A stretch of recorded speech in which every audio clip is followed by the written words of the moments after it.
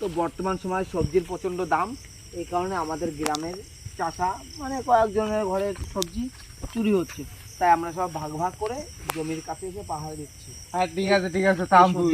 সেই বিকেলবেলায় এসেছি, রাত্রে 1টা বেজে গেল। এবার সামনে যেতে গিয়ে সে আবার ওই ভয়ঙ্কর বোট গাছ। তুই বললাম তাড়াতাড়ি চল, আমরা 3-4 জন আছি, অসুবিধা নেই, চল বাড়ি দিয়ে চল, আকাশের অবস্থা ভালো না, আজকে বাড়ির দিকে যাই। বৃষ্টি পড়ছে দেখ। চল বাড়ির দিকে চল।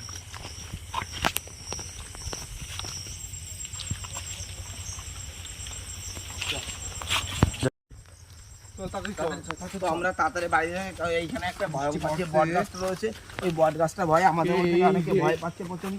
এই যে সেই ভয়ঙ্কর বট গাছটা, এই বট গাছের নিচে মানুষ দিনে বেলা যেতে চায় না, কিন্তু এখন রাত হলে আমাদের যেতে হচ্ছে, কিছু করার নেই। তো আস্তে আস্তে আমরা যাবো।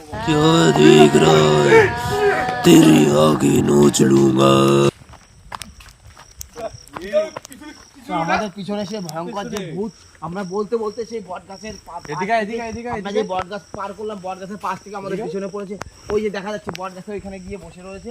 তো ওই যে এই যে আবার শুয়ে পড়েছে, এই যে সেই ভয়ঙ্কর যে পেটার তারা। চোরটা তো না না, ওরে বাবা, সাদা কাপড় পরা।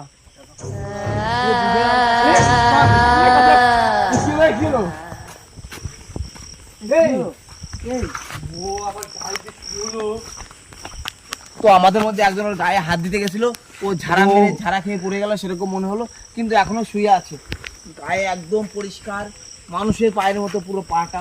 আরে চোর হয়তো হবে, আয় আয় একটু দেখে যায়। আয়, আমি তো হাত দিলাম কিন্তু আমার গায়ে কেউ একটা কারেন্ট দিয়ে উঠলো।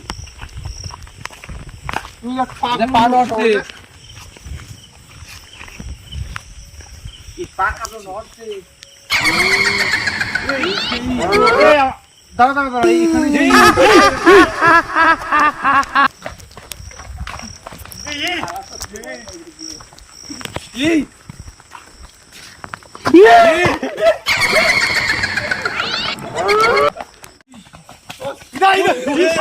সামনে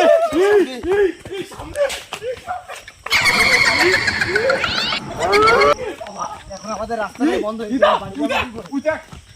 বাবা